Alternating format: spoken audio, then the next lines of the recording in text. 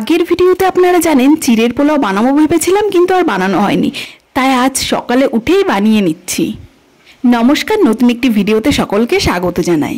যদিও আমি এটা প্রথমবার বানাচ্ছি, জানি না কেমন খেতে হবে, তবে দেখতে তো বেশ ভালোই হচ্ছে। আর এটা বানাতেও বেশি টাইম লাগে না, চটপট বেশ তৈরি হয়ে যাওয়া একটা টিফিনও। এবার থেকে যখন বাড়ি যাব বা কোথাও যাব, ট্রেনে করে নিয়ে যেতে হলে এটা বাড়িয়ে নিয়ে যাওয়া বেশ ভালো। তো দাঁড়ান একটু খেয়ে দেখি কেমন হয়েছে। খুব সুন্দর হয়েছে খেতে। এটা শুধু খেতেও ভালো লাগছে, চায়ের সাথেও খুব ভালো লাগবে। সকালে বা সন্ধ্যাবেলা খাওয়ার জন্য খুব কম টাইমে তৈরি হয়ে যাওয়া ভালো একটা জিনিস। চলুন, খাওয়া দাওয়া তো শেষ হলো, এবার কাজ করে নিই। আচ্ছা না, সকাল থেকেই কারেন্ট নেই কেন তা কি জানি। ওর বাবা সেই সকালবেলা উঠে 5টার সময় না 6টার সময় উঠে জামা কাপড়গুলো কাচতে দিয়েছিল, তাই ভাগ্যিস। কারণ আমি উঠে দেখছি সেই কারেন্ট নেই, তার জন্য এগুলো আগে মেলে দিই। এক বালতি জামা কাপড় কাচা হয়েছে।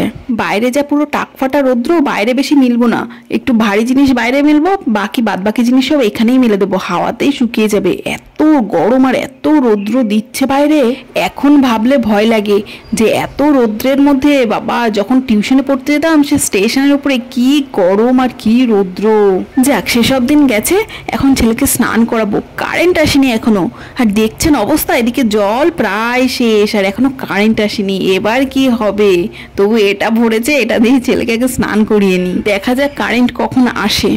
বাবুকে স্নান করিয়ে খাইয়ে দিয়ে ঘুম পাড়িয়ে দিয়েছি, আর কারেন্টও চলে এসছে, জলও জ্বালিয়ে দিয়েছি এদিকে। তার জন্য ভাবলাম বাবু এখন ঘুমাচ্ছে, আমি এদিকে এই কাজটা করে নিই। এদিকে দেখুন জামা কাপড়গুলো তো গুছিয়ে ফেলেছি, এবার ভাবছি কি সোফা দুটো বাইরে নিয়ে যাব, বাইরে নিয়ে গিয়ে ওখানে সেট করব, তাহলে এই ঘরটা মোটামুটি ফাঁকা হয়ে যাবে। তারপর এগুলো ধীরে ধীরে গুছিয়ে নিলে হয়ে যাবে। তারপর না, এই ঘরটা পুরো যখন ফাঁকা হয়ে যাবে, তারপর এই ঘরে স্টিলের খাটটা এখানে সেট করব। এই ঘরে আর আছে এই বাবুর কিছু খেলনা টেলনা আছে, টুকিটাকি জিনিস কিছু আছে, সেগুলো আবার ওই ঘরে নিয়ে গিয়ে সেট করতে হবে। আর এই সোফা দুটো বাইরে এইখানে সেট করে দেবো, কিন্তু সোফাটা না ওই পাশের দেওয়ালে রাখবো না, এই পাশের দেওয়ালেই রাখবো, তবেই ভালো লাগবে। কারণ এখানে ঘরের দরজাটা খোলা, তো ওই সাইডে তিনটে সিটের আর 2টো সিটের, মানে 5টা পর জায়গা হবে না, তাই জন্য ভাবছি এই সাইডটা রাখবো। আর রাখার আগে পুরো পরিষ্কার করে নিই, একটু ধুলো মতন হয়ে গেছে, আনা হয়েছিল তো ধুলো হয়ে গেছে, একটু পরিষ্কার করে নিই, তারপর সেট করব। আর মাঝে মাঝে না কাজ করতে করতে এমন হয়, এই সময় আমি পরে ভাববো আমি এতই বোকা, এত গরম লাগছে আমার, তবু আমি ফ্যান চালাইনি, মনে নেই।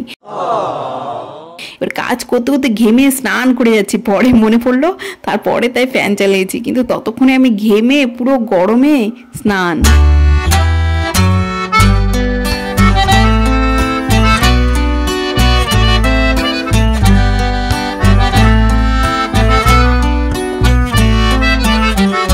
এই যে কি সুন্দর দেখুন সেট হয়ে গেছে। এবার শুধু টেবিলটা আর একটু মুছে টুছে নেবো, ভালো করে মুছে নিয়ে টেবিলটা মাঝখানে সেট করে দেবো। টেবিলটাতে আসলে বেশি ধুলো নেই, তবুও রাখছি যখন একটু ভালো করে মুছে টুছে নিই, একটু জল দিয়ে ভালো করে মুছে টুছে নিচ্ছি, পরিষ্কার পরিচ্ছন্ন থাকবে, ভালো লাগবে। আগে সবকিছু সত্যি কত সুন্দর গুছিয়ে রাখতাম, কিন্তু তারপর বাবু হওয়ার পর থেকে আর টাইম পায় না, তখন আর কিছুই করা হয় না। যেটুকু টাইম পাই শুধু রান্না খাওয়া করতে করতে, আর ও যখন ঘুমায় তখন মনে হয় যেন আমিও একটু শুয়ে, এত ক্লান্ত হয়ে যায়, তার এইসব ছোটোখাটো কাজগুলো করাই হয় না। এটা অনলাইনে নিয়েছিলাম, কিন্তু এই যে টপটা দেখছেন এটা টিটলাগড় থেকে নেওয়া ছিল। আর এটা না সেট করলাম, কিন্তু এর ভিতরে থাকছে না, ধপধপ করে পড়ে যাচ্ছে, এর ভিতরে কিছু একটা করতে হবে, তাই জন্য ওখান থেকে না পাথর নিয়ে এলাম, বাইরে থেকে পাথর নিয়ে এসেছি, দেখি সেট করব।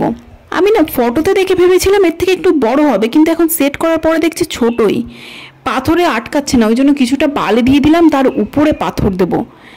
কিন্তু এটা পুরো সেট করার পর না খুব সুন্দর লাগছে, দেখুন, মানে পুরোটা এখনো করিনি, উপরে পাথর এখনো দেইনি, তবুও কত সুন্দর লাগছে দেখুন।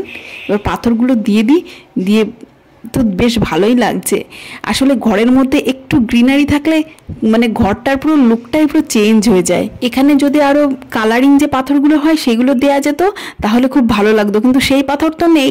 এগুলো তো ঘর তৈরির যে পাথর, সেই পাথর বড় সাইজের, তো এগুলো বাইরে পেলাম, তাই এগুলোই আপাতত এখন দিই।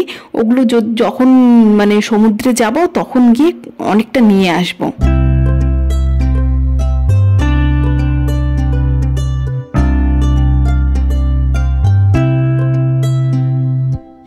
আর নিয়েছিলাম এই চাবি রাখার ছোট্ট ছাতাগুলো, এগুলো না আনা হয়েছে কিন্তু সেট করা হয়নি, তাই জন্য ভাবছি এগুলো ওই দেয়ালটাতে সেট করে দেবো। ওই যে গাছটা আগে সেট করলাম ওটা নিয়েছিল ফ্লিপকার্ট থেকে, নিয়েছি 226 টাকা, আর এইটা নিয়েছে 196 টাকা। এটা না এক একটা প্যাকেটে 3টে করে থাকে, আর এটা 2টো প্যাকেট আছে। ওর বাবা অফিসেও নিয়ে গেছে একটা, আর এখানে সেট করছি এটা দেওয়ালে লাগাবো। এর সাথে ডাবল সাইডের টেপও দেওয়া আছে, তো একটা লাগাবো সোজাভাবে আর 2টো লাগাবো উল্টোভাবে, তাহলে এর উপরেও জিনিস রাখা যাবে। দাঁড়ান এটা সেট করে নিই, তারপর কেমন লাগছে আপনাদেরকে দেখাচ্ছি। আর এর আঠাটা এত সুন্দর দিয়েছে যে একবার লাগালে আমি চেষ্টা করলাম যে একটু ব্যাকা হয়ে যাচ্ছে বোধহয়, এটা একটু সোজা করে দিই, কিন্তু একবার লাগালে আর ওঠানোই যাচ্ছে না, এত সুন্দর আঠা।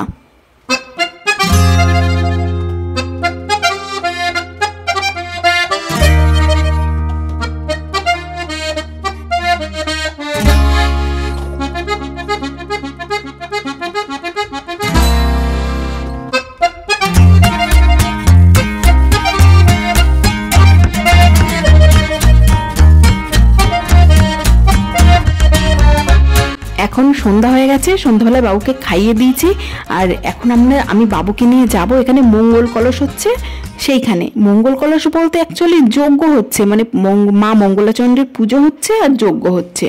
আজ তো আবার রামনবমী। আসলে ব্যাপারটা হলো এখানে মহিলারা কলসিতে মানে জল ভরে সেটাই পুজোর এখানে দিয়েছে, এবার সেটার যজ্ঞ হচ্ছে আর ওখানেই পুজো হচ্ছে। ওটা খানিকক্ষণ পুজো দেখে তারপর প্রসাদ নিয়ে তাই বাড়ি যাব।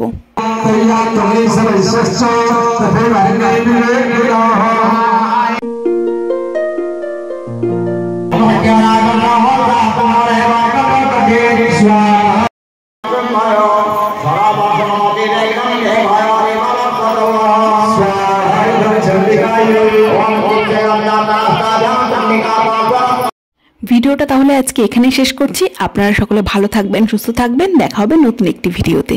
ধন্যবাদ।